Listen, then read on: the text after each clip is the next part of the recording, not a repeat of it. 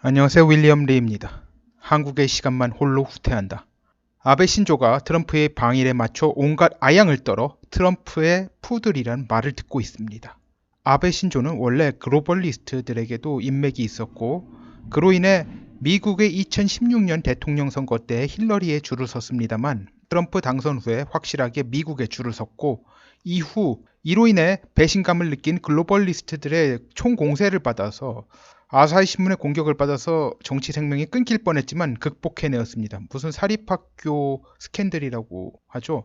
아베가 트럼프에게 온갖 아양을 떨었지만 원하는 걸 못 얻었다는 비아냥을 하는 정신승리 유튜버들이 차고 넘칩니다. 한국인들이죠, 물론.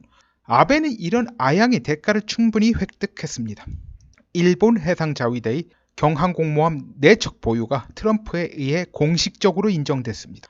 아베는 단순히 경항모 4척 보유를 인정받은 것이 아니라 트럼프와의 해상자위대 시찰 연설에서 이를 선언했습니다.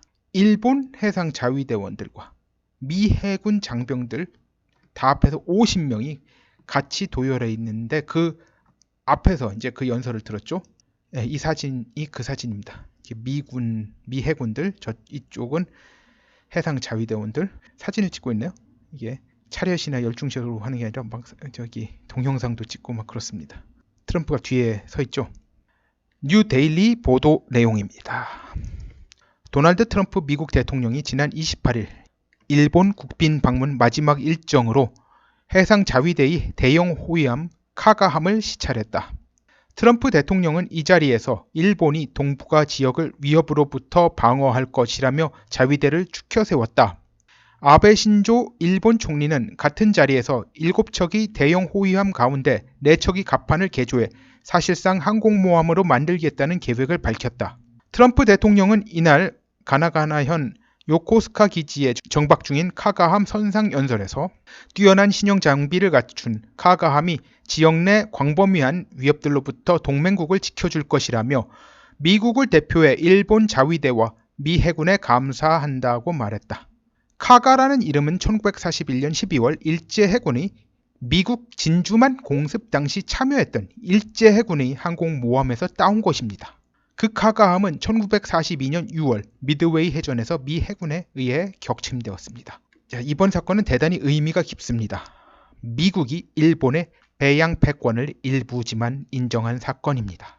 다른 것도 다른 거지만 지금으로선 동진아해와 남진아해에서 중국 해군을 저지하는 것을 미군이 단독으로 하려면 여러 부담이 있어서요. 좀 망설여지긴 했지만 아베의 정성도 있고 해서 이를 용인하기로 결정했고 용인을 하는 김에 화끈하게 이런 의식에 동참해 준 겁니다. 해양 패권이란 건 결국 기축통화 지위의 접근과 동일한 뜻입니다. 그래서 미국 측에서 웬만해서 허락해주기가 뒤끝이 개운치 않은 사안이죠. 그래서 아베는 동진아 남진아에서 미국의 사정을 꿰뚫고 동시에 이제 트럼프에게 온갖 정성을 다 기울여 받아내기 힘든 승낙을 얻어낸 겁니다. 일본의 경항모 보유가 과연 비용 대비 효용이 좋을 거냐에 대해서는 회의적인 시각도 있습니다만 저에게 군사 관련 자문을 해주는 전문가의 경우 나름 의미가 충분히 있다고 합니다. 이런데도 아베가 트럼프에게 온갖 아양을 떤 것이 헛발질이었다는 참 이런 말하는 정신승리하는 한국 유튜버들 참으로 많습니다. 정말 사이다들 좋아해요. 이런 거 보고 사이다 그러시죠. 그런데 그 사이다 안에 무슨 독이 들어있는지 생각지도 않고 벌컥벌컥 잘들 마십니다. 이 문제에 대해선 제가 나흘 전에 올린 그 영상이요. 일본이 독도 점령 먼 미래가 아닐 수 있다도 참고해 주시길 바랍니다. 많이 보지 않으셨더라고요. 14,000명 정도 보셨나? 제가 좀 전에 언급한 군사 전문가의 말에 따르면 이제 또 어제 방송한 태국 항구에서 한국 컨테이너 선적 컨테이너 폭발은 기사로 미뤄보아 미사일 고체 연료일 가능성이 높다고 합니다. 이거 보고 액체 연료 아니냐는 분이 계신데 액체 연료는 보통 수송에 컨테이너선을 쓰는 게 자살행위나 마찬가지라고 합니다. 게다가 태국같이 고온인 지역에서 컨테이너들이 직사광선에 노출되는 상황에서 말이죠. 셀 위험 혹은 자연 발화 폭발 위험 때문에 액체 연료일 가능성은 없다고 합니다. 이 얘기가 어디서 나왔는지 모르겠습니다. 돌아다니더라고요.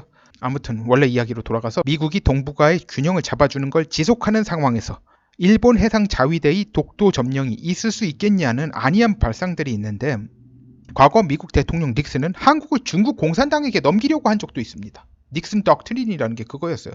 한국 먹고 힘내서 소련에 맞서라. 동시에 주한미군 주둔 부담도 줄이자. 이런 뭐 심산이었죠.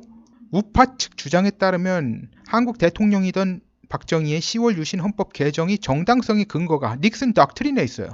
미국도 언제든지 우리를 버릴 수 있으니 한미 상호 방위 조약만 주구장창 믿고 안이해선 안 되며 비상시 스스로 버틸 수 있게 하자는 것이었죠. 그러기 위해서는 뭐 극단적인 방법을 써서라도 친북파들을 사회에서 솎아내자, 그런 점도 있었고요. 아무튼 일본 해상 자위대가 한국 육군 해병대가 대마도에 상륙하는 걸 저지할 전력만 돼도 미국이 동북아에 대해서 방심하는 순간 독도를 점령한 뒤에 한국에게 국제사법재판소에서 결정하게 하자고 강요할 확률은 충분히 있다고 봅니다. 여기에 더해서 이제 일주일 전에 호주와 인도에서의 총선이 있었습니다. 쉽게 말하자면 예상을 깨고 둘 다 친미적 스탠스를 취하는 정당들이 압승을 거뒀습니다. 여론조사가 다 틀렸어요. 이 두 나라의 선거에는 글로벌리스트들과 중국 측도 상당히 정성을 기울였을 것으로 보이지만 결국 패배했죠. 이 두 나라 사람들이 트럼프를 워낙 사랑해서 이런 결과를 만들었을까요? 미국과 중국의 글로벌 패권에서 어디에 서야 할지 자신들에게 이익이 될지에 대한 확실한 개념이 있기 때문입니다. 인도, 호주 두 나라에서도 한국과 마찬가지로 여론조사로 장난을 치는데 한국에서와는 달리 이 두 나라에서는 전혀 통하지 않았습니다. 자, 해외 토픽에서 집단 강간이 흔한 나라로 나오는 인도보다 한국이 자기 이익을 못 챙기는 나라로 전락한 겁니다.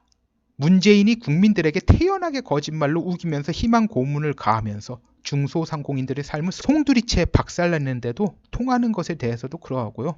전 세계 시계는 시계 방향으로 가는데 오직 한국의 시계만 반대 방향으로 가고 있으며 이걸 진보를 위한 성장통이라고 우기는 자들은 여전히 입을 나불대고 있습니다. 사람들이 문재인의 기세에 눌려서 가만히 놔두니 사람들을 갖다 가만히 보는 게 소위 문재인 지지자들입니다. 사실 문재인 치우고도 친중 못 치우면 아무 소용없는데 아직 문재인도 못 치우고 있는 실정입니다. 제가 항상 말씀드리듯이 반문재인 구호를 앞세우지만 김씨왕조가 무너지면 지들 기득권이 무너진다 생각하는 정치인, 언론인들이 가장 큰 걸림돌이고요. 나라가 아무리 망가져도 자기들은 네 죄를 네가 알렸다 재판을 해도 여전히 잘 먹고 잘 살며 떵떵거릴 수 있다 생각해서 폭주하는 법조인들이 이 걸림돌을 받쳐주는 게 현실입니다. 좀 좋은 이야기를 하고 싶은데 오늘도 이런 이야기를 하게 되는 제 마음 정말 답답합니다. 독사이다 보다는 쓴 약을 들이킬 수 있어야 현재 상황에서 벗어날 수 있기에 할 수 없는 노릇입니다만 오늘은 여기까지 하겠습니다. 구독, 좋아요, 알림벨, 공유 부탁드립니다. 감사합니다.